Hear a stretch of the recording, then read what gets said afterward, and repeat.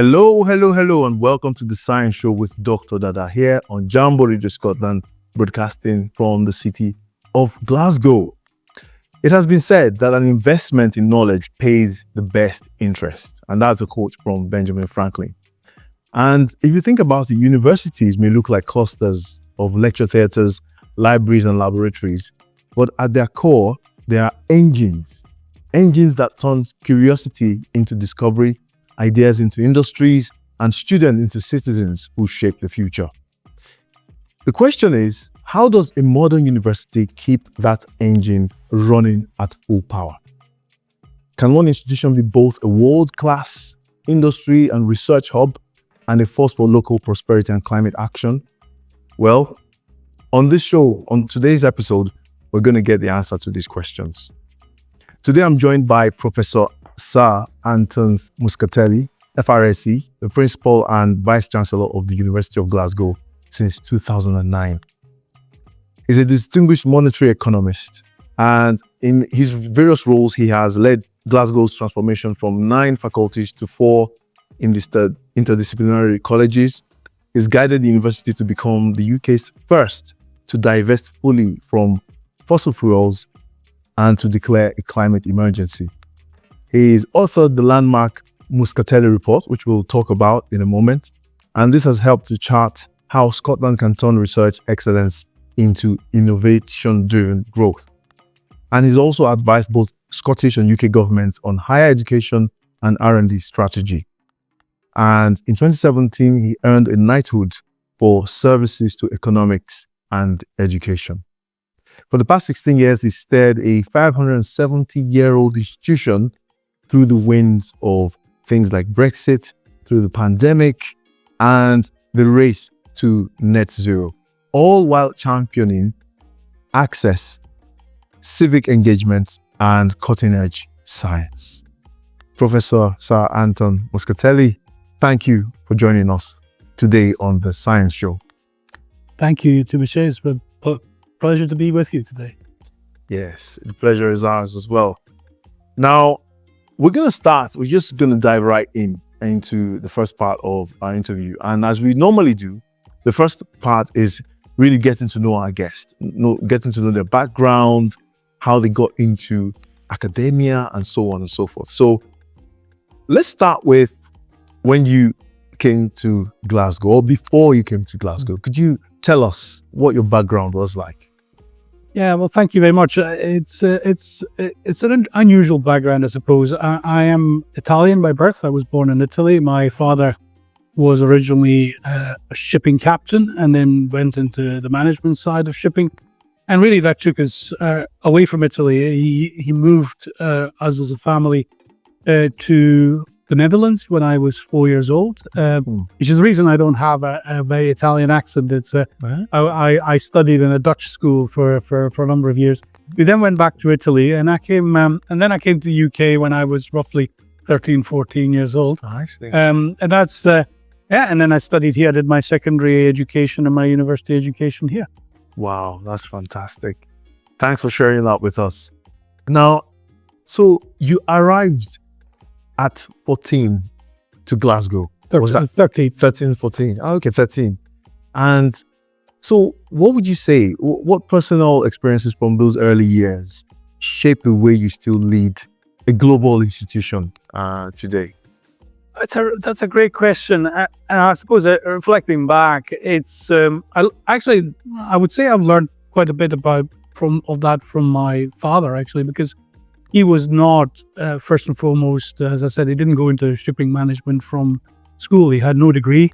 He was, he was 18 in 1946 Italy when, jobs were not easy to find. His parents were from, were basically subsistence farmers. So he didn't have any opportunity to go to university. And in fact, it's still to his, one of the key drivers to me staying in education was actually his encouragement to say, I didn't have this opportunity, you should have this opportunity. But I think in terms of management, I suppose he, partly just being around in a family where he was managing a very large company that had global reach, it kind of influenced, I suppose, my perspective of the importance of how you set about managing complex organizations. Although shipping companies are a bit different from universities. Yes. Indeed. And talking about opportunities versus sacrifices, what would you say made you stay in academia? That's a great question again. I did not set out to stay in academia, and I often, when postgraduate students often ask me, how did you decide to do this, and what did you do for your PhD? I would always say, don't look at me, because I had a very atypical career, so I won't go on at length. But essentially, I just did a degree at Glasgow in economics. I'm an economist. I then, having initially started actually a physics degree at Imperial, but then I left and went to study economics at Glasgow because I wanted to do economics. And then when I graduated, I actually left. I started working in standard graduate trainee job, and then I got a phone call essentially saying that the university in the economics department, as then was looking for a teaching assistant, effectively a one-year lectureship to help with teaching. And they hadn't had many applications, and would I apply? And I'd done well in my undergraduate studies, and they said, well, and then you can decide whether you want to go and study for a PhD. And my father was again the one who encouraged me, because I said, do I really want to give up a permanent job to go and do this for a year? And it was his encouragement to say, yeah, no, go and do this. Again, he had his real passion for education, because he didn't have the opportunity to go to university. His parents couldn't afford it. And he said, you go and do this. I'll back you. If it doesn't work, I'll back you up. I see. Wow. I always love to hear these stories, very inspiring indeed. And, to go from that to becoming the vice principal of the university, we'll come to that in a moment. But I just was really interested in the fact that, your background in physics as well would have had some impact on how you do things as well. So I studied, the reason for physics, I studied science at school. My A-levels were mostly maths, physics, chemistry, although I also studied English, Italian. So that was very helpful. So, maths and physics were very helpful to me when I did economics, because the type of economics that I did was, macro modeling, which involves some knowledge of mathematics and dynamic systems. Econometrics, which is sort of applied statistics applied to economics. So again, it was easier for somebody with that quantitative background to do it. So it was definitely hugely helpful, even though I abandoned it. And then, as I said, I to be honest, the plan was to do this lectureship at Glasgow for a year, and then I'd applied for some PhD programs in the US actually. But then my contract was renewed. I then started publishing some papers, and they then said, well, you could finish your PhD here. You could just put together some, papers, and so I kept rolling. They kept rolling on this lectureship, and I ended up, staying permanently.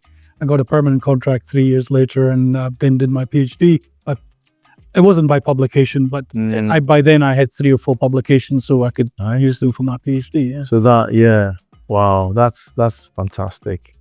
And then now coming to when you became the principal of the university, what would you say was your elevator pitch, vision for the University of Glasgow? Maybe not in exact words, but just the general idea.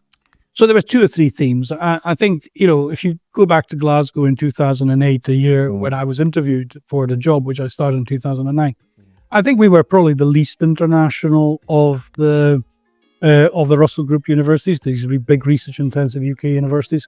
And I felt that had to change. We weren't quite the least, but almost the least international. And that was important, because that was important in terms of also internationalizing not only our research, but also our teaching. Also, it was important in terms of resources, because we were much smaller than we should be.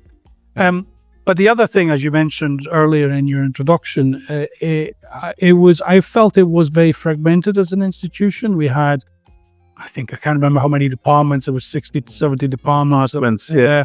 And then we had about 9 faculties, as you said. And my impression, certainly when I was obviously a dean during my time at Glasgow, I headed the department, and I became vice principal in 2004, was that it was a bit fragmented. There was quite a lot of silos, academic silos, and we weren't quite as interdisciplinary as we could be. And although we were quite successful in some areas of research, we could do so much more if we joined some of this up. And, there are plenty of examples. We had 4 departments of engineering, which, engineering as a discipline, even within its own bounds, is so interdisciplinary. Indeed. These things were crazy. And so I think my elevator pitch was, I'd like to change the structure of the university and want to make it more international. And these were 2 big themes, certainly, of my elevator pitch. Wonderful. Thank you so much for sharing that. This has given me a lot of insight, really, I must say, into the university. I'm sure that will be the same for our viewers and listeners as well. Now, talking a little bit more about this restructure into 4 colleges, and that happened just a year later, didn't it? Yeah. 2010. What do you believe consolidating 9 faculties into 4 colleges would serve, or why rather did you believe that would serve research better? And what was the most challenging part of getting that done? So you're absolutely right that this was the plan. And in fact, although it happened in 2010, it was part of my interview in 2008. I had already mentioned it. I felt it was one of the... It's not that structures make things happen. It's that structures can stop things from happening. So I felt that... I'll give you 1 or 2 examples. At the time, for instance, when I was interviewed for the role and when I had joined in 2009, in the biomedical sphere, we had just received a large grant to build what is now the MRC Centre for Virus Research, which is hugely successful. It's a national centre of excellence. And the 3 biomedical, we then had 3 faculties covering biomedical sciences, didn't all align in their vision for this important new development. You're a physicist, you work in an area of quantum. I felt that there was too much fragmentation between physics and engineering. And I again, you go to the arts and humanities and social sciences, it was even more fragmented, very small departments where, I spent a year before I actually started. I was appointed in December 2008 and then started in October 2009. And I was hearing from people, I would like to do this project, but there are 2 or 3 different departments are involved. It's a bit complex. And so I was hearing so many of these stories.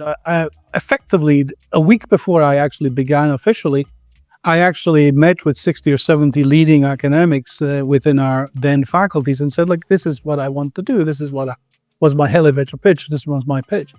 And I said, what do you think about it? And it was interesting. There was no huge pushback initially. In the end, it was quite a difficult struggle because, of course, when you start changing shape, there is issues around identities, disciplinary identity. So it wasn't easy. But at the high level, I certainly heard from some of our leading academics, our leading researchers that, this is a good idea. Other universities, this wasn't completely new in the UK. Edinburgh University had moved to that structure about 5-6 years before that. Yeah. And there were other universities that had thought about bigger faculties, etc. So that's where the genesis was of all these ideas. Yeah. Wow, that's fantastic. Thanks for sharing that with us. It's a lot. I can imagine it would have taken a lot of will to make it happen across the various departments as it was then. And I can't believe it's 15 years already. Yep. Since that. I remember when I joined the University of Glasgow in 2019 and seeing the colleges and getting to know things, I was like, oh, this is actually quite nice. But it's been 15 years ago. So where do you see the biggest academic or student experience gains that simply wouldn't have happened under the old structure? I think, as I said, I mentioned engineering, which had 4 departments. I think if you look at Glasgow, we developed not only in terms of our international focus, we've also become more postgraduate. We didn't have as many very large postgraduate taught programs. And I think if you look at the landscape of these, some of them, of course, are driven by individual schools, but a lot of them are, these schools are bigger. And so a lot of them tend to be much more interdisciplinary. We've got programs like a global economy program, which is actually run out of a School of Social and Political Sciences, which previously would have been I think if I remember correctly, about 4 departments, which went into that school. Our business school, which was 3 different departments before, which run programs which run across disciplines like finance, economics, business. It would have been really difficult to do that from very narrow academic basis. Sure. That's one big change. I think it's really transformed the way in which we learn and teach. We've become more effective. Look, at the end of the day, of course, it doesn't stop silos because you've got to draw the boundary somewhere. So it's not as if because we now have 4 colleges and whatever it is now, I think it's 26 schools, 27 schools. It's not as if it's stopped silos, because there will always be some working across boundaries. We're now looking at global challenges which go from the arts and humanities and social sciences all the way to science. But it certainly reduced, as an economist, I like to say, it reduced transactions costs. It basically removed some of the transactions that inevitably happen between smaller units when you try to set up a big teaching program or do a big research program. Yes, thank you so much. That's great. Before we go on our first music break, I have one more question. Yeah. And it's, advice for future leaders. If you could give the next principal one piece of guidance about balancing global ambition with local responsibility, what would it be? It's a great question. If I may, I'll do 2. I mean, I think it's the first bit of advice is that there isn't a trade-off between being a great civic university and a global university, because if you're serving the students of your local community, they want it to be a global university. They want to be part of a university that is on the world stage. Yeah. And so one thing is there is no trade-off here, and I'm a strong believer in that. The second one is more of a leadership question, leadership question, which is anybody who thinks that individually as a leader you can make a difference is wrong. I have been a huge beneficiary of having a really talented team around me over these 15, 16 years. I would say that the team I currently have around me is probably the most talented, and it's been in a process that and I'm hoping that my successor will inherit that team. And so it's never, it's not a one-person show. This is very much a collaborative enterprise. I believe strongly in distributed leadership, and that's my view of leadership, to be honest. Thank you very much. That's very, very insightful, for sure. Wonderful. Well, now we're going to take our first music break. And when we're back, we're going to talk a little bit more with Professor Sir Anton Muscatelli, who's with us in the studio today. We'll be right back.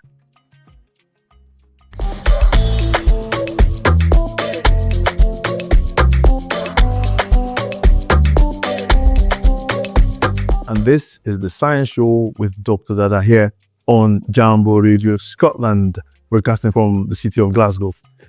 Today we have, as you know, if you're not just joining us, we have Professor Sir Anton Muscatelli with us, and he's been talking about his vision for the University of Glasgow, and we'll talk a little bit more about that. But just now we're going to take the opportunity to thank our supporters on this show. So the IOP Scotland, and we also want to thank the IAA, the Impact Acceleration Account from the FRSE, based at the University of Glasgow. And we also want to thank University of Glasgow for the support that we've received for this show. So we're going to take up our discussion again, talking about the sustainability leadership at Glasgow. So, Anton, in 2019, the university formally declared a climate emergency. So what would you say convinced you that such a public declaration was necessary? Again, it's a great question. I think in the case of that, the climate emergency, it was very much driven by our students. At the time, not only our Student Representative Council, but we had strong movements around climate. And I suppose you could understand what was happening. I suppose in that phase was the early phase when we were realizing that the Paris Climate Accords were not going to have the success, that people were really concerned about how climate change was affecting the world and the real dangers that we face as humanity. And it was student-led, but of course there was also a lot of concern amongst our colleagues as well, especially those with interests in climate science. And we set up a sustainability working group made up of colleagues who were very knowledgeable in that area. And the pressure was very much on us in the governing body to say, what are you going to do about it as an organization? Now, it's never easy because, whenever you face these kind of questions raised by interest groups, whether they're, even if they're well rooted in evidence, the question is, what difference is it really going to make if me as a single institution divest from fossil fuels? I think because obviously there's always a contrast. There's a matter, are you going to have an impact? Is it really a good thing financially for the benefit of the students and the staff of the university? Because ultimately what we do with our, in the case of what do we mean by divesting from fossil fuels, we mean using our university endowments and no longer investing them in fossil fuels. And that may mean less to spend on scholarships, and they mean less to spend on research. So there's a real trade-off. But actually, what the real credit for this, I think, does go to the staff involved in the Sustainability Working Group and in the students, because they presented really strong evidence, not only that this was a moral imperative, but also that actually it was, in the long run, it was also in our interest, because, of course, we know that fossil fuel companies also could become stranded assets because they are invested. They're not, their price in the stock market doesn't properly take into account the fact that ultimately there's going to be a correction, and therefore this could, and so in the end, it was the combination of those arguments, the scientific argument, the moral argument, and actually the financial imperative. This is probably not a bad thing for us to do, and that created, I think, the coalition around it. I see. Wow.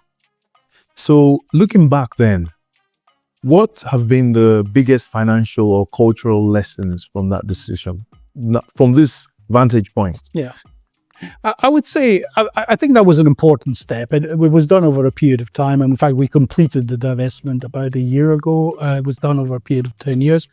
I think it was important because I think it shows the importance of using research and knowledge to inform decisions in a university. We often complain that the world doesn't always take information into account, and we've seen the prevalence of disinformation and poor science or quasi-science being used, and actually it's quite important for these discussions to happen in a rational way within universities. We are communities of rational people, and so I think that's one lesson. The other lesson, I think, is that although of course it probably wouldn't have made much of a difference to the path of climate change, unfortunately, with a single university doing this doesn't make a difference.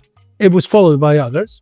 But the other thing is, it's also led, more importantly, I think, to a more important step, is that we then adopted a strategy around how we are preparing for climate change and sustainability, the Glasgow Green Strategy, which was adopted after that decision. And that is even more important because that will make a big difference in our adaptation to climate change, but also hopefully in creating leadership around climate change from similar institutions that do have a big carbon footprint, like a university, Yeah, I like that leadership. The leadership aspect really strikes a chord. Fantastic. And moving on to smart campus innovations at the university, which campus projects would you say illustrate how research can translate directly into sustainability practice? So well, that's a great question. We could spend a whole program talking about that. I would say when we've done a lot of investment in our campus, both in terms of how technology supports learning and teaching. Our James McCune Smith Learning Hub was actually all about developing new technology-enabled spaces, and that was important because we know that the nature of learning is changing towards much more active learning, so having good technology is helpful. But in terms of research, obviously, the creation of spaces like the Advanced Research Centre was all about trying to force even greater interdisciplinary research. That building was not based around a single school or college, but it was around some themes that could change over time, and they have changed over time.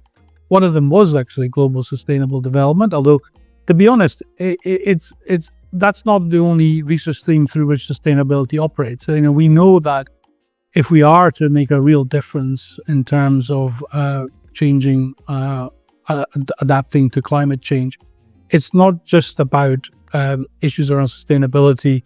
It's also about, engineering solutions. It's also around new ways of having new technologies around medicine and health, because we are going to be subject to much greater impact from climate change and zoonotic diseases, and will require better devices. So I'm not saying that the Advanced Research Centre is all about sustainability. Quite the opposite. But I think the technology that we've invested in a campus, whether it's in research or learning and teaching, inevitably is related to a lot of these debates that are happening around the changing nature of our planet and how we have to respond to that. Yes.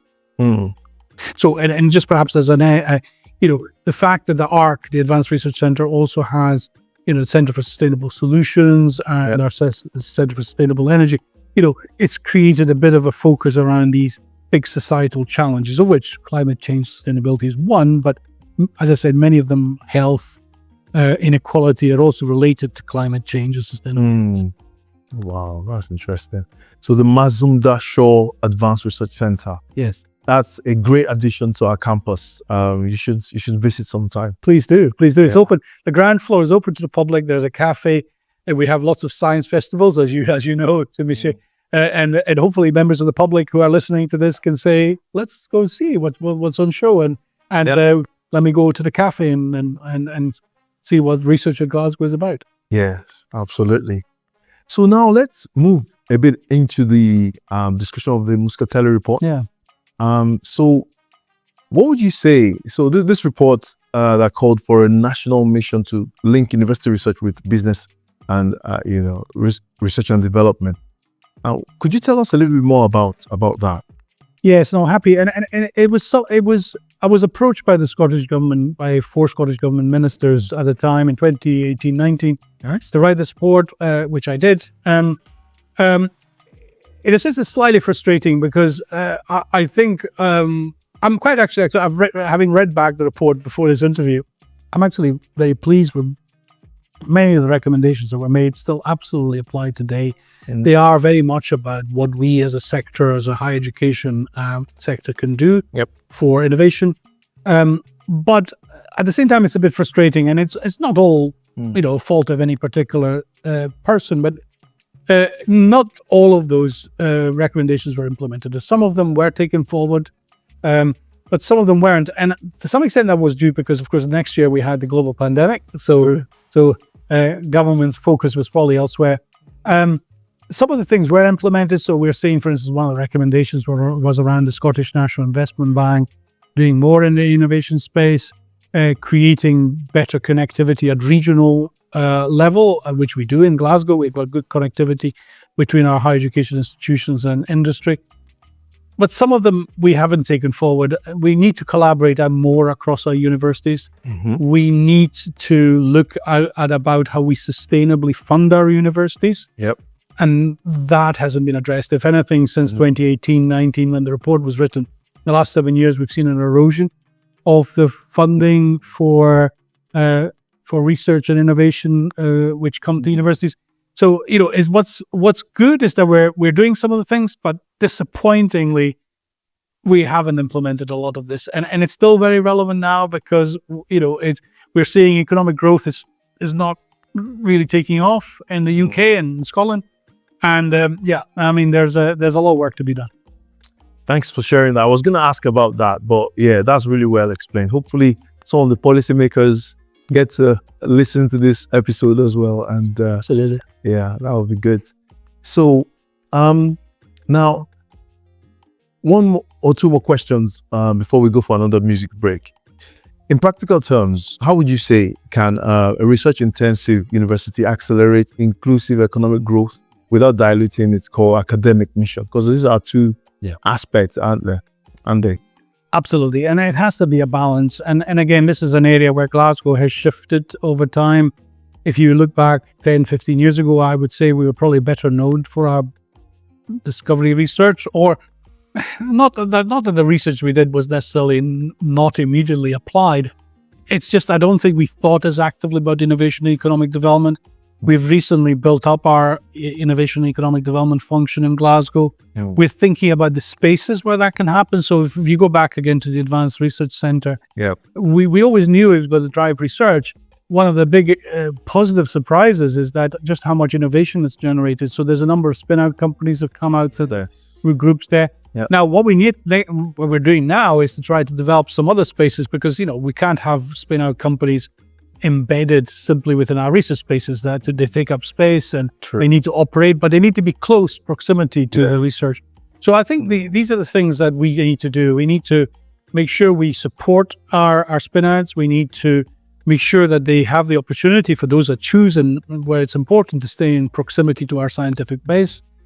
And frankly, the third is not a problem we can solve as a university, but it's really important across all of the UK in research intensives. Is how do we really fund universities at that proof of concept stage? And that was one of the recommendations in the report, the Muscatelli report, actually, that the government has implemented. Yeah. We now have a small proof of concept fund. It's only, I think, around 3 million, but at least it's there. In Scottish government, there's also, of course, UK proof of concept funding through the research councils. But so that's important, but we don't have the kind of scale-up funding in the UK that is really important. If we really want to rival the US, for instance, around how we translate science into innovation, we need to do much more around mobilizing that scale-up funding. Thanks very much for shedding light on that. That's really, really insightful. Wow. Amazing. Time flies on this show, doesn't it? We have one more segment, but before that, we're going to take another music break and we'll be right back.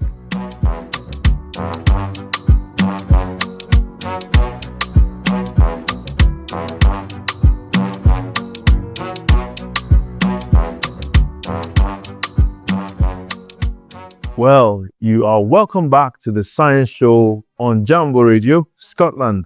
And as usual, we're broadcasting from the city of Glasgow. Once again, we'd like to shout out to our sponsors, 𝗂𝗶𝘁 Scotland, the FRSE IAA for the support to our research, also allowing us to have all this fantastic science to discuss on this show.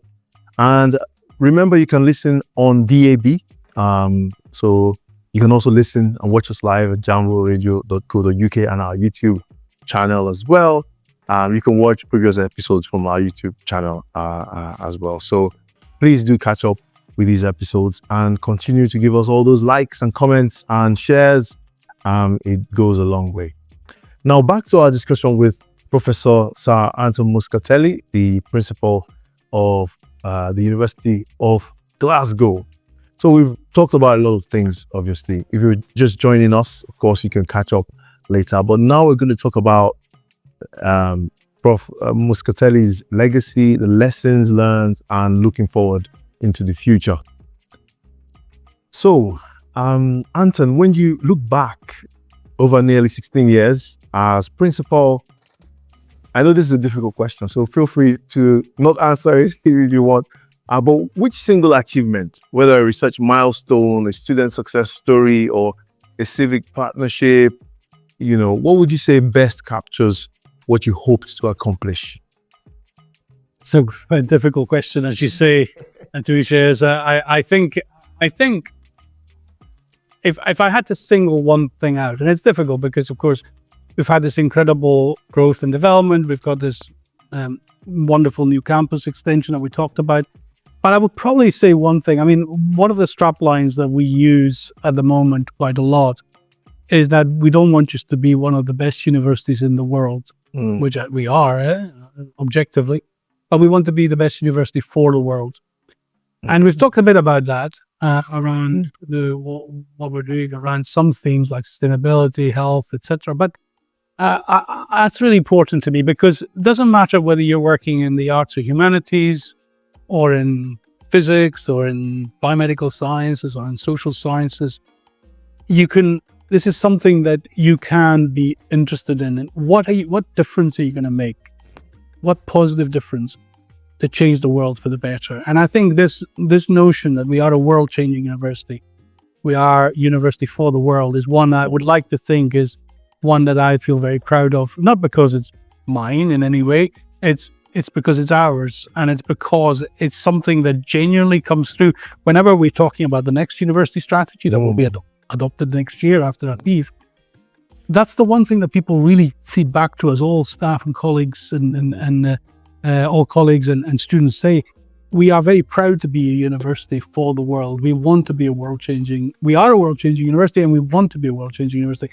So I think it's that culture, if you like, I would hope doesn't change, Yeah, it's a fantastic culture. So certainly something I noticed when I joined the university, this idea of, world changing, and it's really nice to see. And I like what you said about being the best university, or one of the best universities for the world, is a really nice one.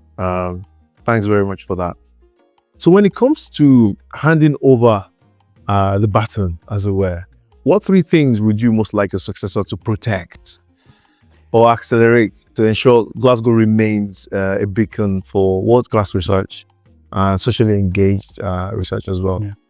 I think one of the things I said, and I said this, when I stepped down, is I hope that Glasgow would retain that real sense of ambition going forward. And whatever changes will happen, and there'll be many, many changes because the world changes around us, so we have to adapt. But I think being an ambitious institution, I think is really, really important, because frankly, we're going into some really difficult times for society and for universities as well, given the fiscal situation. So being ambitious, I think, is important. We mustn't diminish that ambition. The second thing I would say is to remember that, we've been through difficult times as an economy, as a society. We've had a great financial crisis in 2008. We've had COVID. We've had the inflation and cost of living crisis. Yep. But it doesn't mean that you can't thrive. So be optimistic. I think that's the second thing. Be outward looking, be optimistic. There are ways, but you need to be. And the third thing is to be resilient, adaptable, and therefore resilient. So, and I'm sorry, these are very high level things, but I think it's really important. We were very resilient. We were very adaptable during the COVID crisis. And I think that sort of approach of pulling together as a community when difficulties hit is going to be even more important going forward, because we are going to see even more difficult times ahead for the reasons we have discussed so far in the program. So these for me are the 2 or 3 key things. Beyond that, of course, the university will change. The university will be different in the 30s, the 2030s and 2040s than it was in the 2020s. But that's normal, really. Yes, it is. I really like that. Thanks very much for sharing that. I took notes. So ambition, be optimistic, and be adaptable and resilient. Yeah. That's nuggets. Definitely what they're waiting gold, as it were. Fantastic. So the last couple of questions now. There's one I really wanted to ask you. I know I asked something similar before, but when you think about the, rankings, the reports, so let's put those aside. But is there anything, perhaps something, personal to yourself that reminds you why university leadership is worth all the work, all the long hours? I think it's a great question. It's a difficult question. I think certainly when I've been obviously reflecting a lot over the last few weeks as I'm coming very much to the end of my period at Glasgow, I think it's realizing that there's a really, long golden thread between what you do at different points in your career. And it doesn't just count, it counts for everybody who's involved in a university, when you're a student, when you then transition to working in universities. I think it's keeping a hold of those golden threads, because they will all return in some form. I mean, I certainly still draw now on experiences that I had as a fixed term lecturer, as a PhD student, as a junior leader, as somebody who was a class course coordinator. Those experiences are ones you always have to come back to and draw on, because that's what your colleagues are going through in the moment, and it helps you constantly to relate to the environment. Otherwise, the danger is you become detached so that's one of my sort of main issues, personal issues. The second thing is, as you're about to leave an office like this, and it's been, as I've said before, it's been probably one of the biggest privilege of my life to be able to be principal at the University of Glasgow, is that you feel slightly torn, and you feel you're leaving something behind.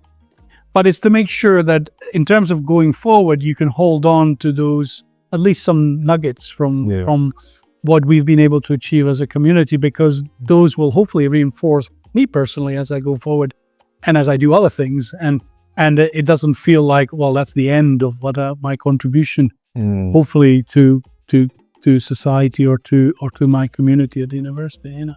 Wow, that's wonderful.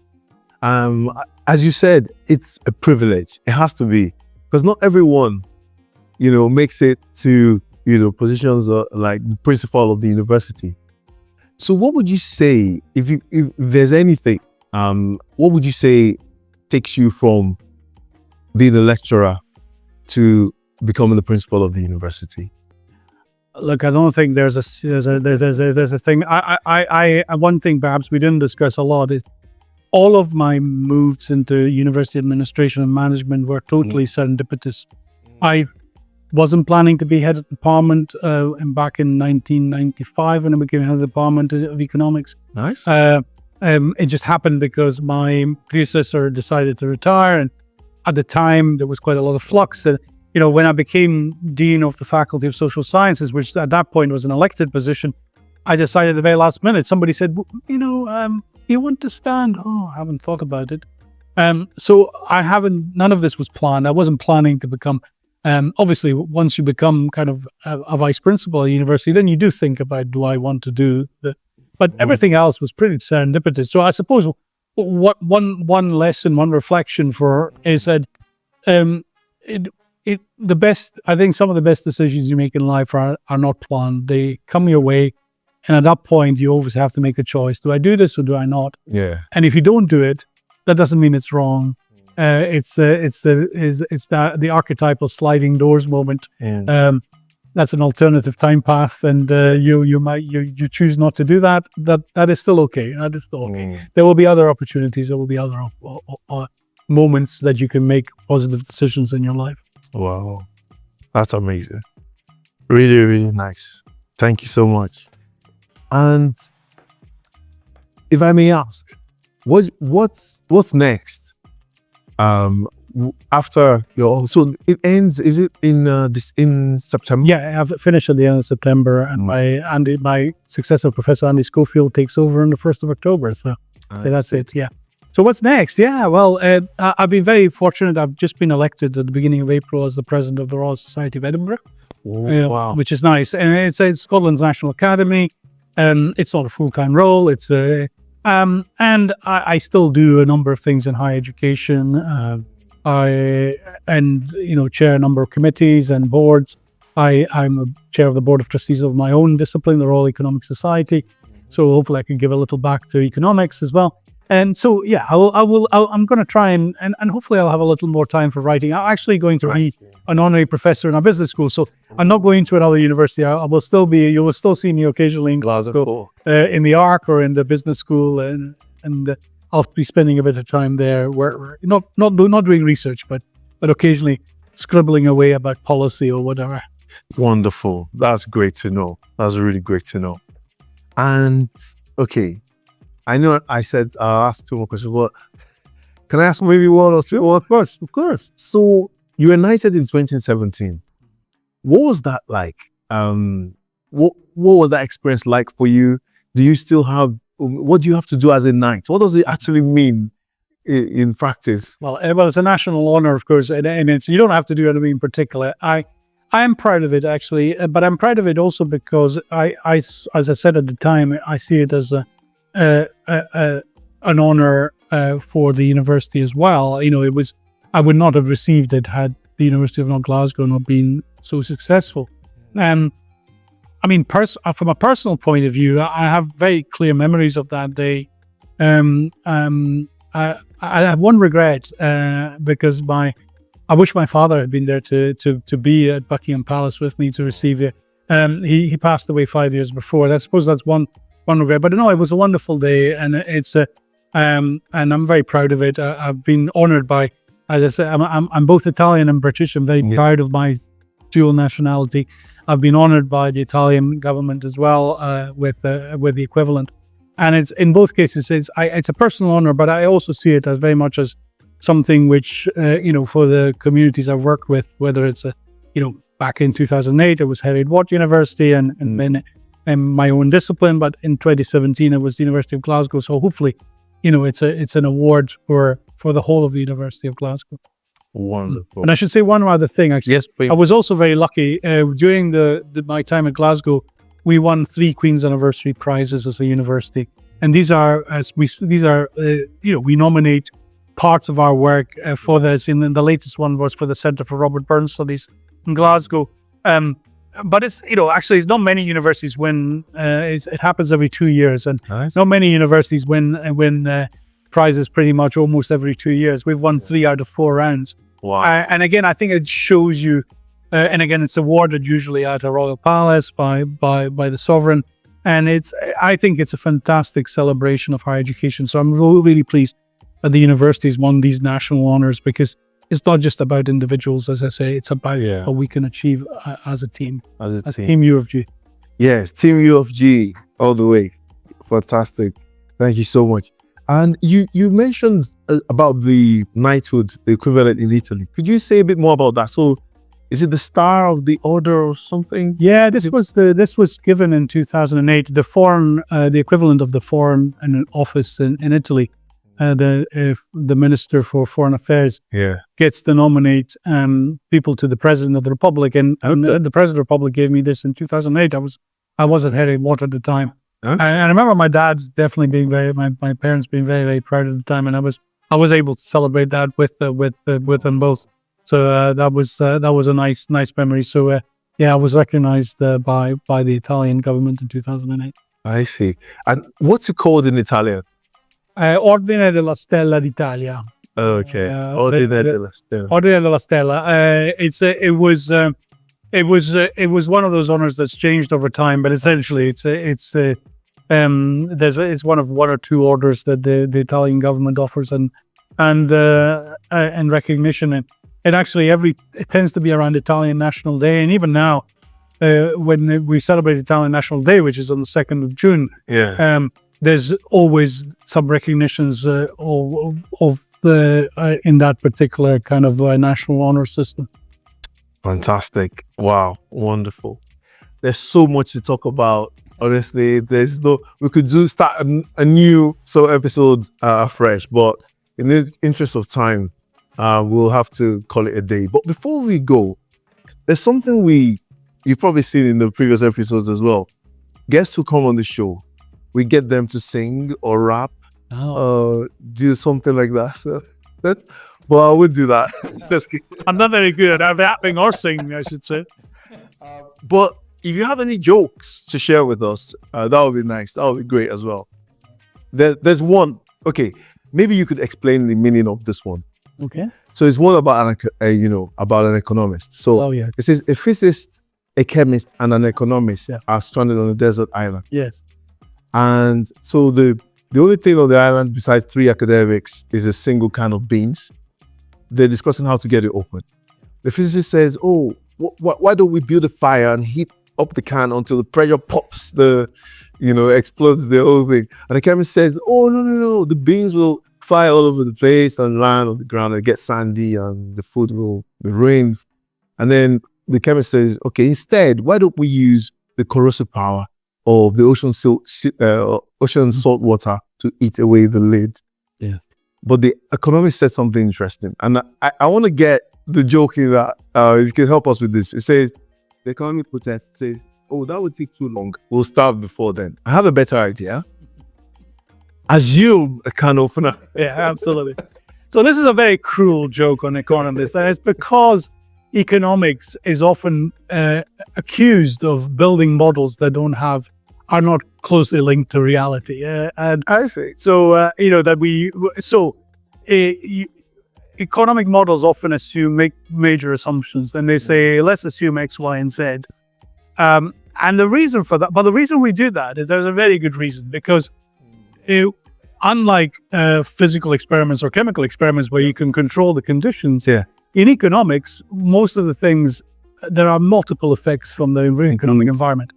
So if you want to isolate the key ones you're trying to model, you will typically say, let's assume that we're not modeling X, Y, and Z. So economists are a bit more like engineers, you know, they have to ignore certain things because you can't model everything is happening.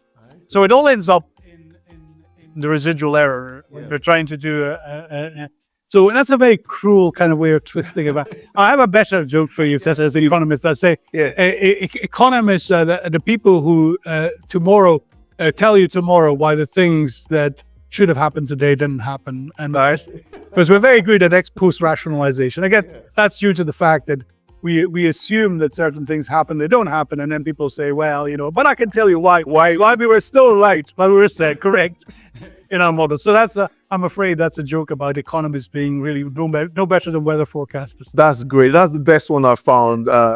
Economics joke that I found. That's great. I thought it was only there's a slight jab like that about physicists as well. They say, oh, we assume a spherical cow or a spherical cow, whatever. But anyway, that's a wrap on the Science Show with Dr. Dada, your weekly fix for breakthrough discoveries and the buzzing science scene across Scotland. Please share your questions, feedback anytime at our social media handles. And we say a big thanks to you, our listeners, the whole Jambo Radio crew, and our supporters at IOP Scotland, the University of Glasgow, and the EPSRC IAA team. I'm Dr. Dada, and please keep it locked right here. And as always, stay curious.